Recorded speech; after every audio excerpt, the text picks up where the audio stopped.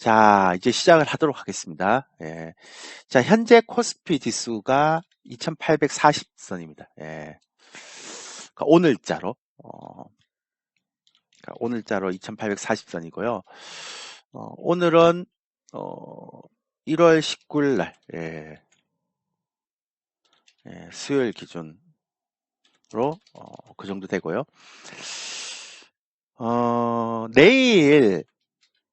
내일 오후 2시 30분에 원래 이제 한국경제TV 출연이거든요.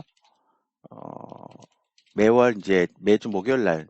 근데 내일은 아마 2시 한 40분부터 출연하게 될 것 같습니다. 그러니까 10분이 좀 딜레이 될 것 같긴 한데, 어쨌든 2시 반부터 보시면 됩니다. 예, 그렇게 할 것 같고.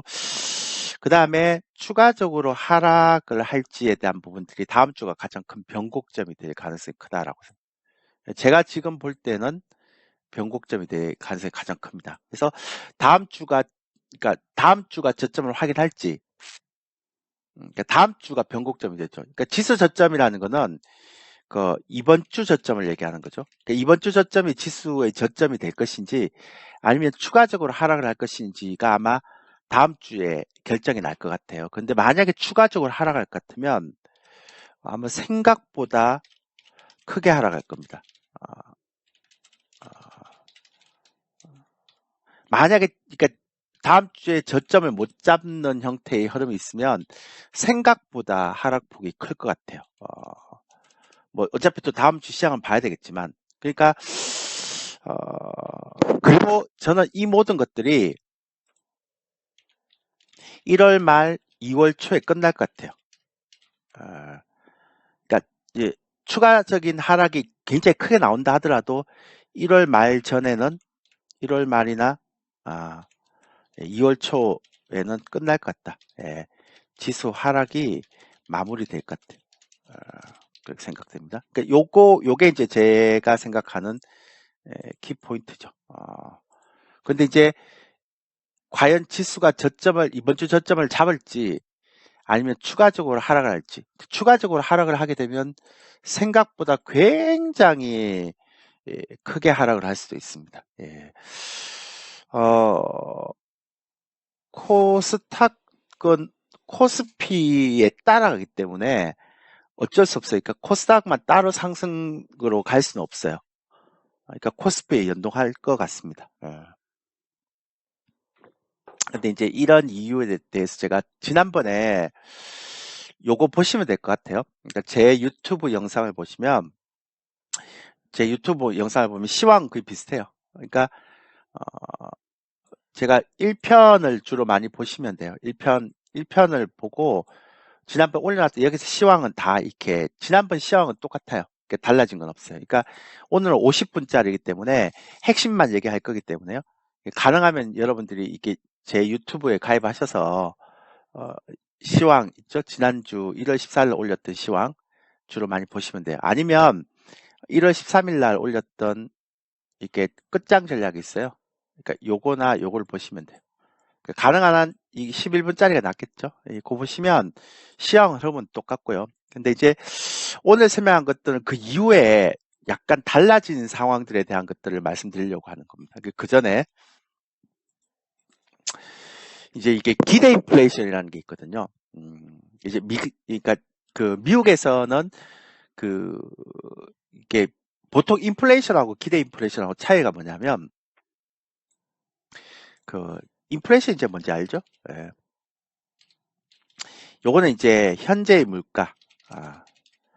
근데 여기다 앞에 이제 기대가 붙어버리면 이게 기대 인플레이션이라는 거는 앞에 미래 물가가 얼마나 이제 상승할지 할지를 예측하는 부분이라고 얘기를 하겠죠. 이게 이제 기대 인플레이션인데 사실은 물가는 지금 많이 높죠. 근데 이제 페드에서 가장 급내하는 것은 기대 인플레이션입니다. 그러니까 미래에 물가가 계속 올라갈지 아니면 잡힐지 이런 것들을 이제 나타내는 지표죠. 근데 이제 그게 미국의 경제 지표 중에서 유일하게 미시건대에서 발표하는 것들이 기대 인플레이션이 나옵니다. 이거는 이제 서베이를 통해서 하죠. 그 서베이라는 건 뭐냐면 이제 이게 통계 자료를 계속 내서 그 통계 자료를 바탕으로 이제 사람들이 앞으로 인플레이션이 더 올라갈 것인가 안 올라갈 것인가 막 그렇게 생각하는 거예요, 이게. 근데 이제 작년에 1월 달 기준으로 보면 기대 인플레이션이 3%였거든요. 근데 지금 2022년 1월 달에 지금 기대 인플레이션이 4.9%예요. 그러니까 뭐냐면 앞으로 물가가 더 올라갈 것이라고 사람들이 생각하는 그 수치가 4.9%라는 겁니다. 근데 제가 이걸 보면서 안 떨어지죠, 기대 인플레이션이. 이걸 보면서 어떤 생각을 하는가 하면 여러분들이 이제 약간만 시장을 보면 이제 기대 인플레이션이라는 건 굉장히 중요한 거거든요. 그러니까 사람들이 앞으로 물가가 얼마나 올라갈 것인가에 대한 것들에 대해서 어, 그걸 이제 많은 사람들이 물가가 앞으로 더 올라갈 것이다라고 생각을 하게 되면 여러 가지 문제가 생겨요. 그러니까 뭐냐면 만약에 임금도 더 올라갈 것이다라고 생각하면 사람들이 취직을 안 합니다.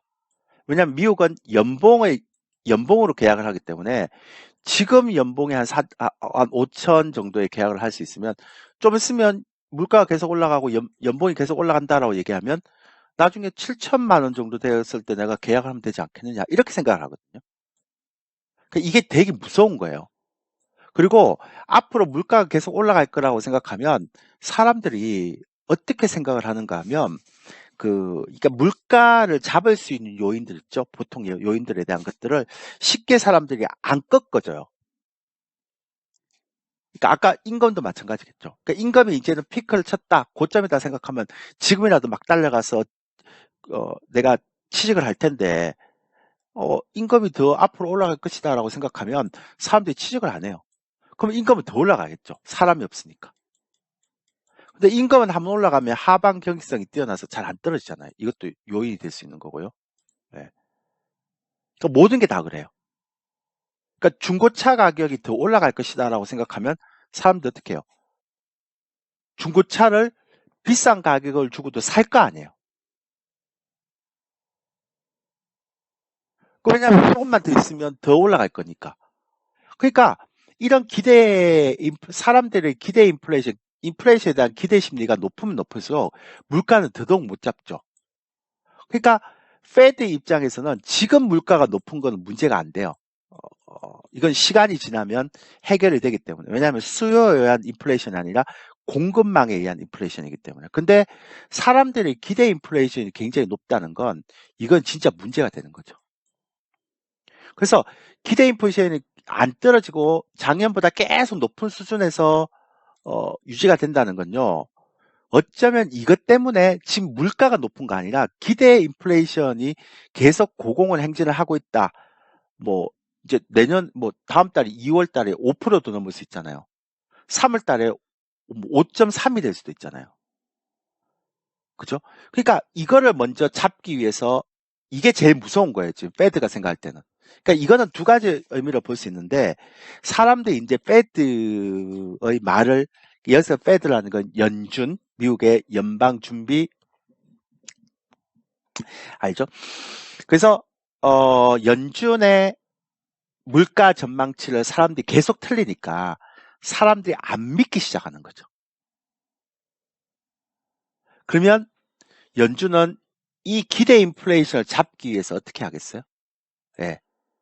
1월이든 3월이든 금리를 인상을 할 수 있겠죠. 근데 금리의 인상폭이 그냥 0.25 BP를 해갖고 될까요? 이 기대 인플레이션이 계속 안 꺾이고 올라가는데 그래서 0.5bp를 바로 세게 할 것이다 라고 생각해서 나오는 것들이 지금 이런 얘기잖아요. 들어보셨죠? 그러니까 그 금리를 굉장히 세게 올리려고 하는 이유 중에 하나가 이 기대 지금의 물가가 문제가 되는 게 아니고요. 이 기대 인플레이션이 문제가 돼서 연준이 페드에서 이번에 세게 긴축이 나올 것이다. 그렇게 얘기를 하는 거죠. 그것 때문에 시장이 지금 떨어지는 거예요. 예상치보다 빠르고 강력한 긴축이 나올 것이다. 금리 인상이 나오더라도 0.25가 아니라 0.5bpp가 나오는 거고. 그러니까 이 기대 인플레이션이 이제 꺾여야 되는데 안 꺾인단 말이죠. 그럼 이걸 꺾게 하기 위해서는 연준이 굉장히 센 긴축이 나올 가능성이 크다라고 얘기를 하는 거죠. 이게 버핏 지수인데요. 이제 이게 이제 버핏 지수가 뭐냐면 보통은 이제 기업의 가치를 이제 그 시장의 가치. 그러니까 지금 뭐 코스피든 나스닥이든 이게 지금 저평가됐는지 고평가됐는지를 판단하는 기준이에요. 근데 이게 15일 날 기준으로 했을 때는 200%가 넘었는데 어제 나스닥이 2.5포인트 떨어져서 그나마 200포인트 밑으로 내려간 거예요.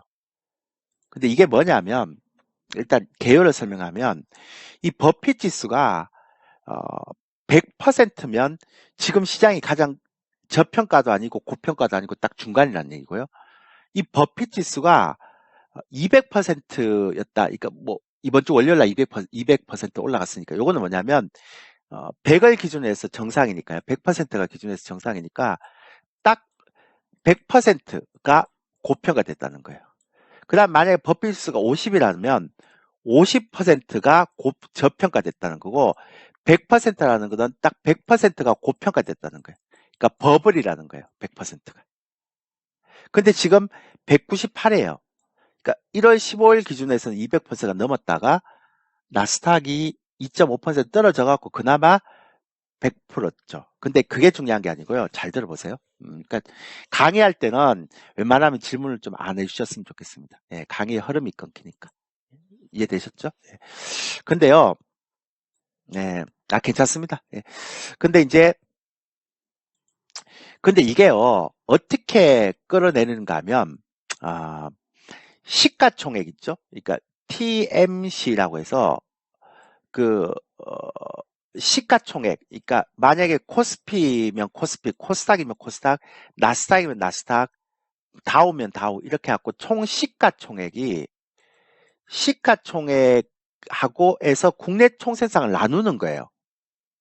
그렇게 해서 이제 버핏 지수가 나오는 겁니다. 근데 여기서 되게 중요한 게 하나 나오는 게 뭐냐면 어, 예, 이게 그러니까 우리로 얘기하면 뭐 퍼의 개념하고 똑같은 뭐 완전히 똑같지는 않지만 그 퍼처럼 그러니까 퍼는 주가가 적정하냐 아니면 적정하냐의 게임이잖아요. 그러니까 시장이 지금 과열이냐 과열 아니냐 뭐 저평가냐 이런 걸 얘기하는 거예요. 근데 이게 시가총액하고 국내 총생산 GDP를 가지고 이게 계산을 하다 보니까 오류가 생기는데 이게 어떤 때 오류가 생기는가 하면 예를 든다면 어떨 때 오류가 생기는가 하면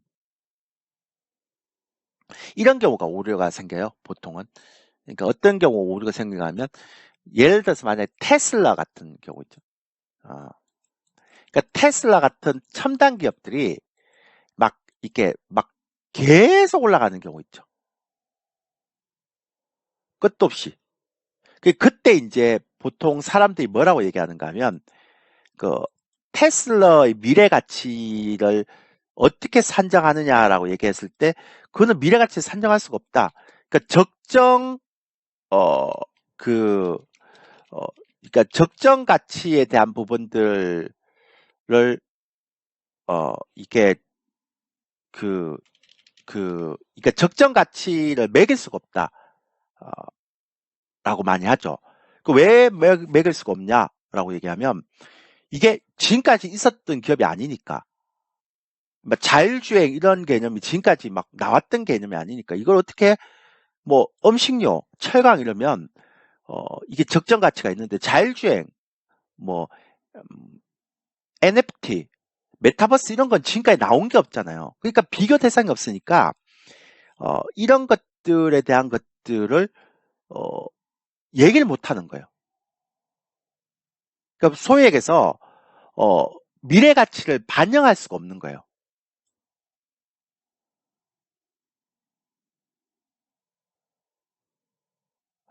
이해되시죠? 제가 얘기하는 거? 그래서 이게 혁신 기업들이 주도주로 막 올라갈 때는 이 버핏 지수가 잘 안 먹혀요, 이게.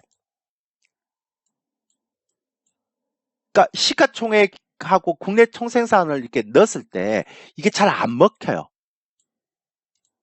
그래서 원래 금리가 인하되거나 아니면 연준에서 돈을 풀 때 이럴 때는 이 버핏 지수가 잘 안 먹혀요. 왜? 성장주가 미래 가치를 가지고 끝까지 올라가기 때문에 잘 안 먹혀요, 이게.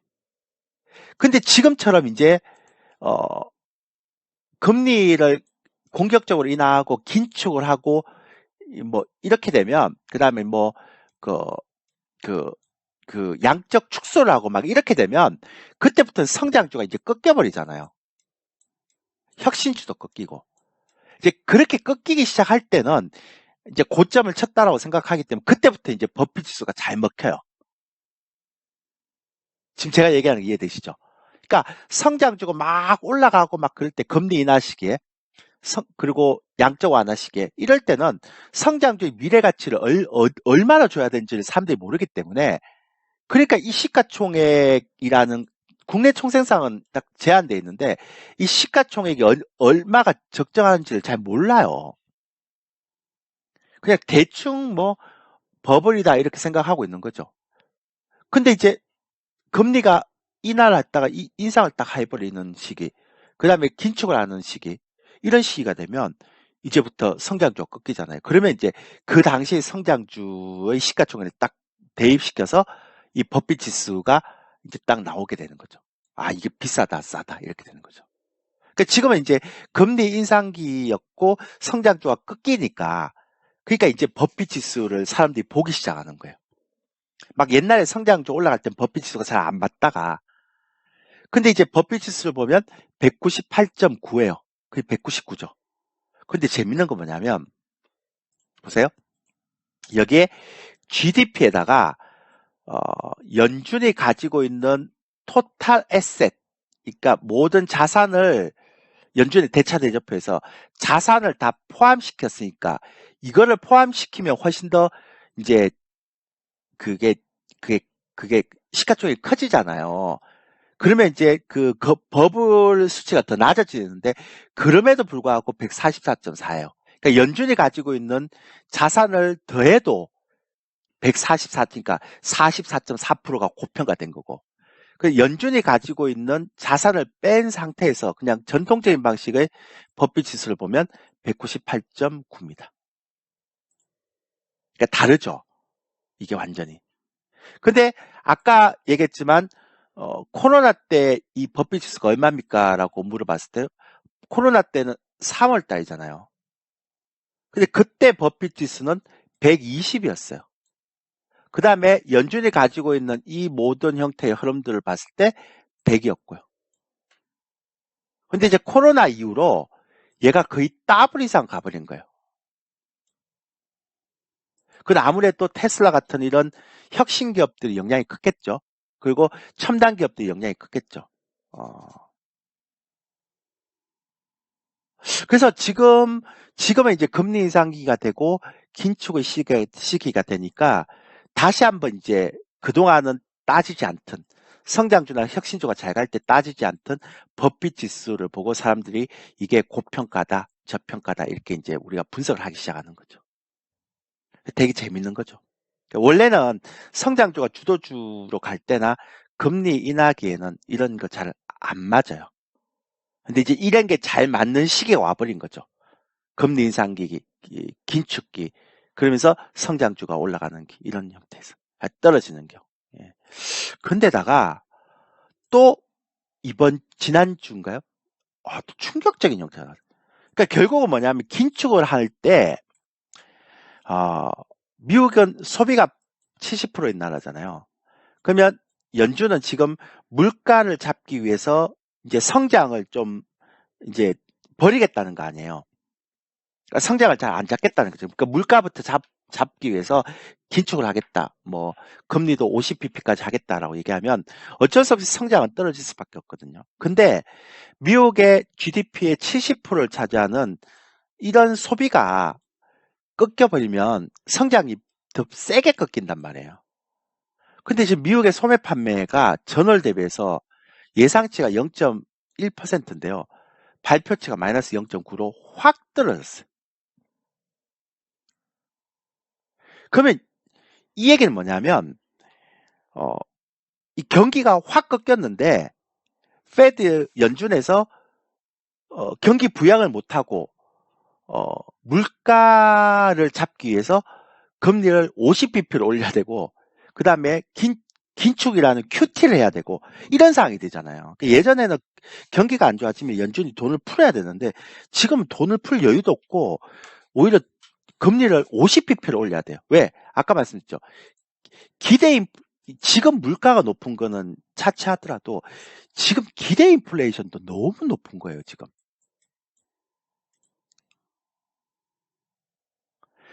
그러니까 이게 지금 이걸 이제 우리가 한자어로 뭐라 그럽니까? 진퇴양난이라고 그러는 거죠.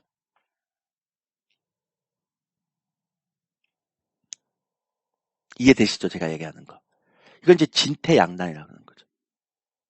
근데 더 웃기는 건 근원내구재 주문이라고 있어요.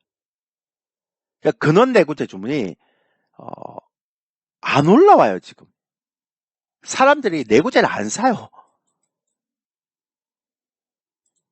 그러니까 코로나 터지고 나서 그 다음 8개월, 9개월 동안 다 사버렸어요. 심지어 작년 3월 달도 막 사고 막 높았는데 이게 이제 그냥 내구재도 아니고 근원 내구재 주문도 막 안 올라와요, 지금. 더 웃기는 거. 자, 한국은 수출입 추세에서요.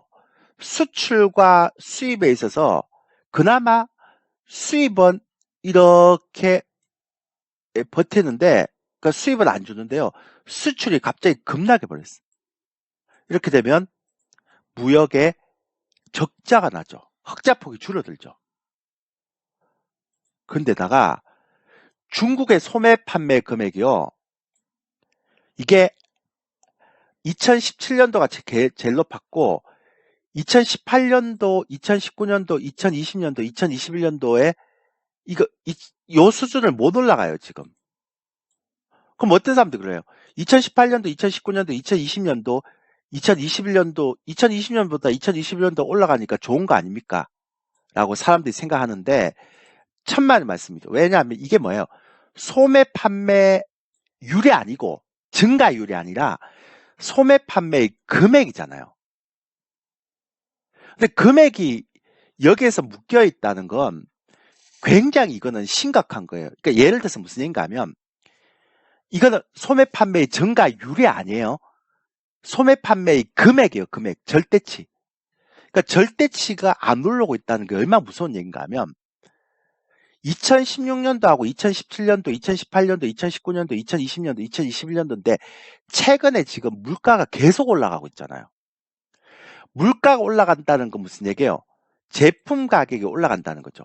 그 옛날에 300원 하는 제품 가격이 지금 500원 했다는 거잖아요.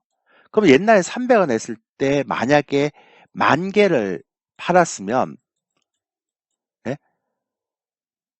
그러면 10만 원, 100만 원이니까 300만 원이잖아요. 근데 이게 안 올라가는 건 좋아요. 500원일 때 10,000개를 팔았으면 소매 판매 증가율은 제로잖아요. 10,000개, 10,000개니까.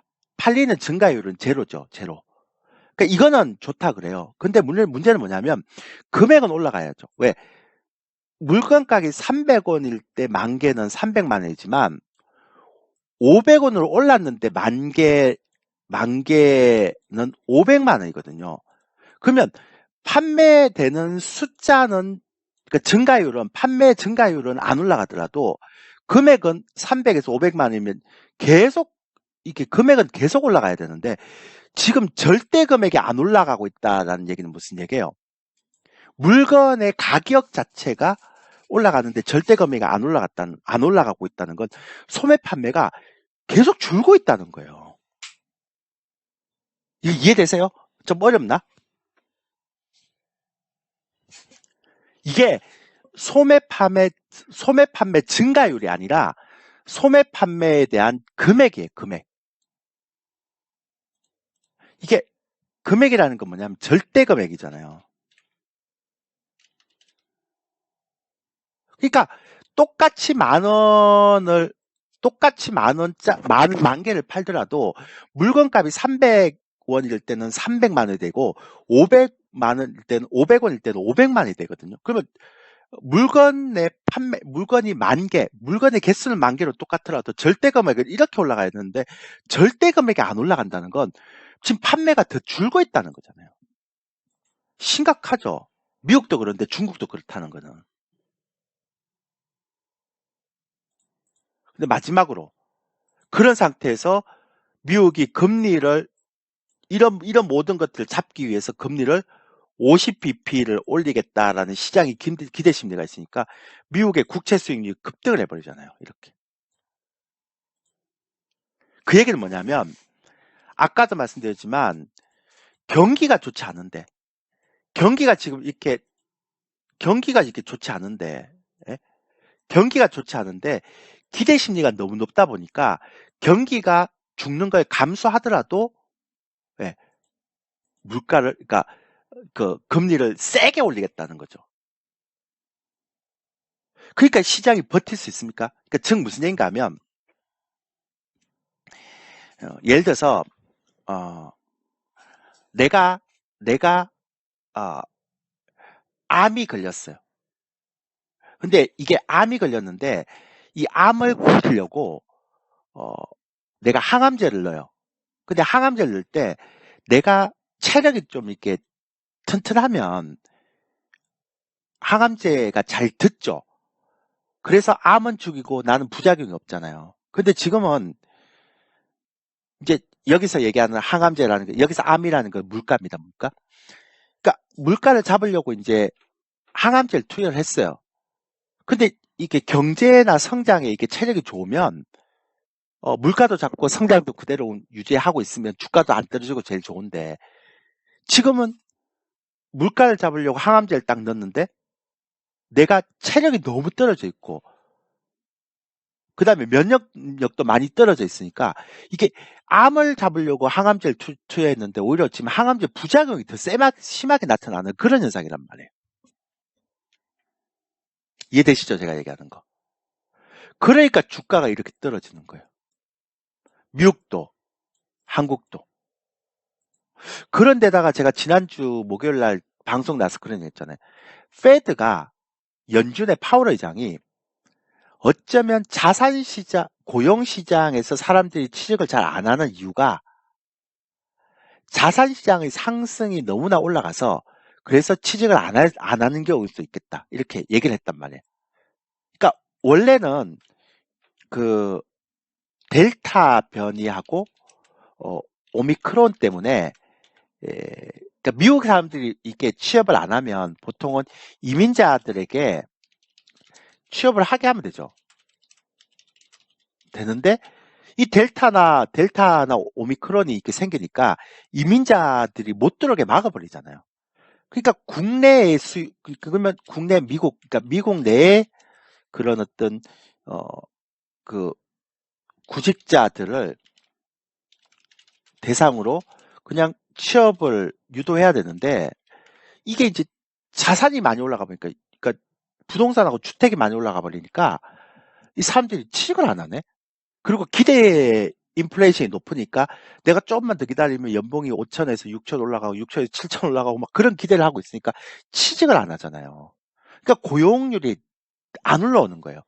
그러니까 자꾸 경제 성장률에 대한 고용 올라야 성장이 되니까. 근데 고용률이 자꾸 떨어진다는 건 내가 체력도 떨어지고 그것도 떨어진다는 얘기가 되잖아요. 그죠? 그러니까 이게 얼마나 심각한 일이 벌어지는 거예요.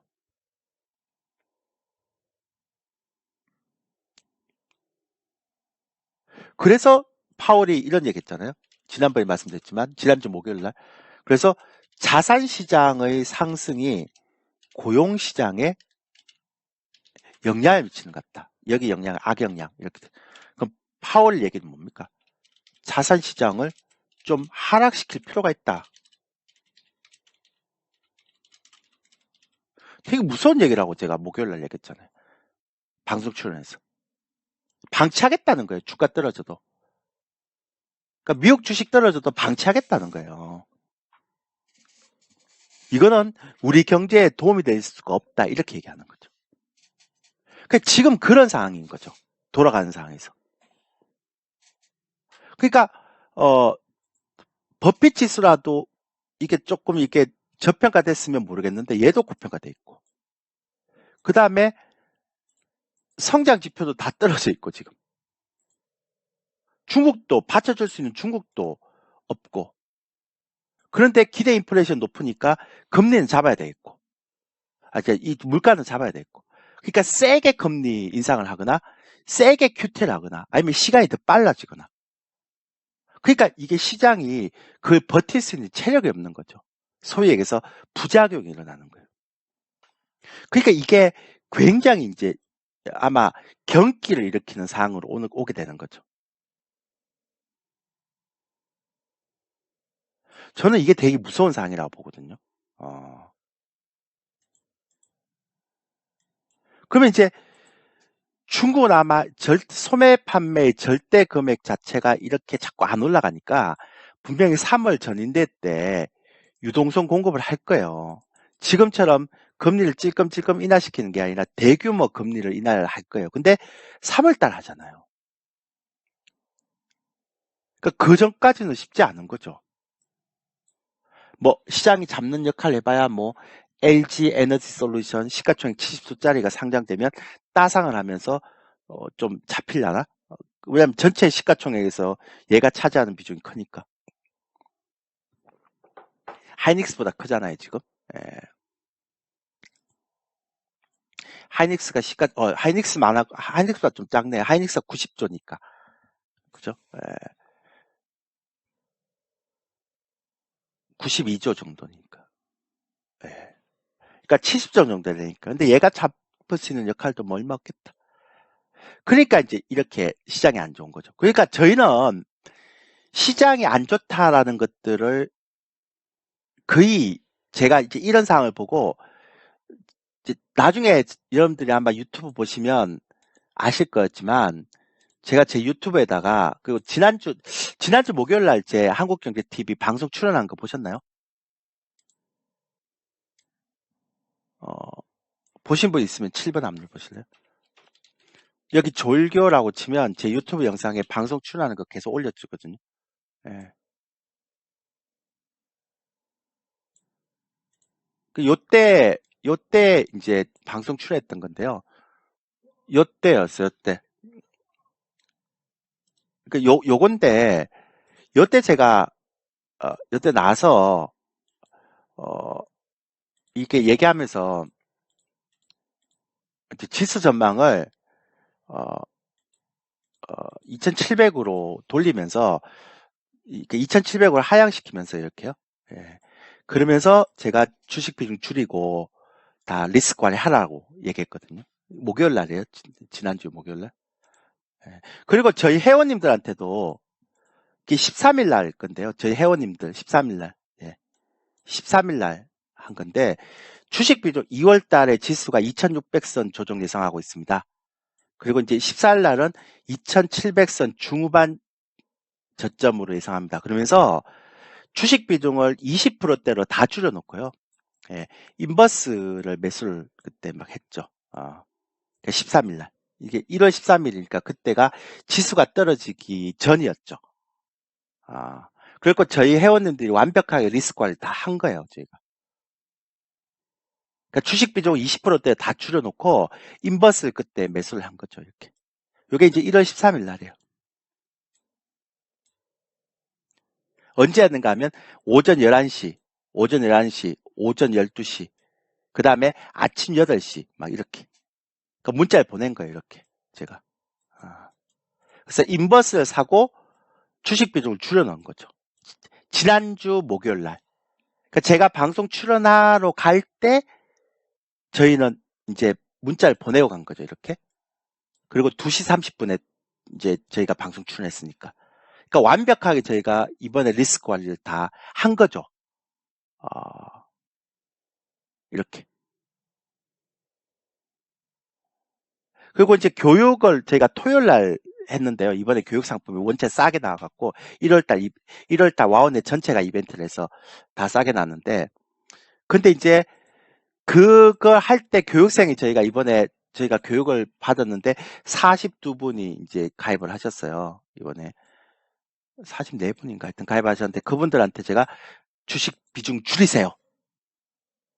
그래서 그분들 중에 주식 100%다 줄였던 분도 있어요. 지난주 토요일 날, 1월 15일 날.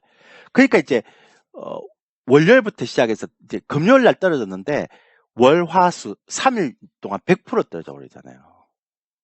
그러니까 저희가 1800선 초반요.